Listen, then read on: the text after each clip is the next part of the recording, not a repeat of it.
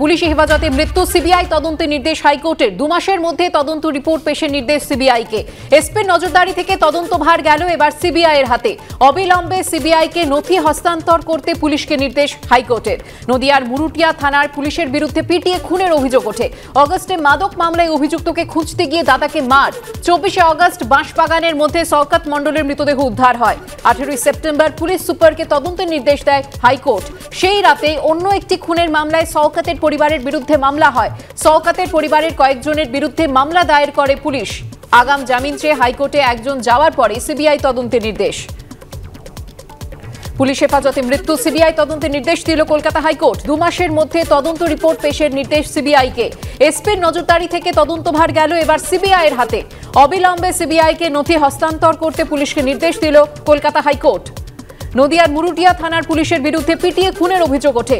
অগস্টে মাদক মামলায় অভিযুক্তকে খুঁজতে গিয়ে দাদাকে মার। 24শে অগস্ট বাঁশবাগানের মধ্যে শওকত মণ্ডলের মৃতদেহ উদ্ধার হয় এবং 18ই সেপ্টেম্বর পুলিশ সুপারকে তদন্তের নির্দেশ দেয় হাইকোর্ট। আর সেই রাতে অন্য একটি খুনের মামলায় শওকতের পরিবারের বিরুদ্ধে মামলা হয়। শওকতের পরিবারের কয়েকজনের বিরুদ্ধে মামলা দায়ের করে পুলিশ। এবং নদিয়ার মুরুটিয়া থানার পুলিশের বিরুদ্ধে যে পিটিয়ে খুনের অভিযোগ ওঠে, পুলিশ হেফাজতে মৃত্যুর অভিযোগ ওঠে, সিবিআই তদন্তের নির্দেশ দিয়েছে কলকাতা হাইকোর্ট। বিজেপি নেতা রাহুল সিনহা রয়েছেন আমাদের সঙ্গে টেলিফোন লাইনে। রাহুল বাবু, ফের পুলিশ হেফাজতে একটি মৃত্যুর ঘটনা এবং সেই মৃত্যুর ঘটনায় এবার সিবিআই তদন্তের নির্দেশ দিল কলকাতা হাইকোর্ট। যেভাবে পুলিশ অমানসিকভাবে এই নদিয়ার এই ঘটনায় অত্যাচার চালিয়েছে, তাতে স্বাভাবিকভাবেই যে তার মৃত্যু যে পুলিশের অত্যাচারে হয়েছে এতে কোনো সন্দেহ নেই। এটা একদম ঠান্ডা মাথায় মার্ডার বলে আমরা মনে করছি।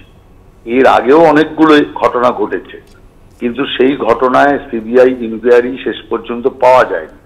কিন্তু এবার এটা পাওয়াতে অন্তত পক্ষে পুলিশের মধ্যে এইটুকু চেতনা ফিরবে যে অমানসিকভাবে যে অত্যাচার ওরা থানার মধ্যে করছে, সেই অত্যাচার এক সময় অনেক পুরনো যুগে এই সমস্ত হতো।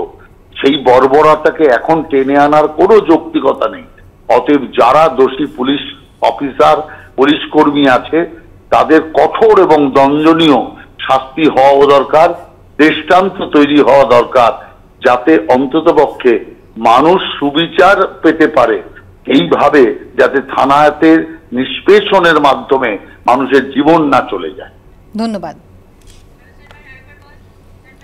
নদিয়ার ঘটনা, যেখানে নদিয়ার মুরুটিয়ায় একেবারে থানার ভিতরে পুলিশ হেফাজতে পিটিয়ে মৃত্যু হয়েছে বন্দির, এমনটাই অভিযোগ। এবং সেই মৃত্যুর ঘটনায় এবার কলকাতা হাইকোর্ট সিবিআই তদন্তের নির্দেশ দিয়েছে। 2 মাসের মধ্যে তদন্ত রিপোর্ট পেশের নির্দেশ দেওয়া হয়েছে কেন্দ্রীয় তদন্তকারী সংস্থাকে।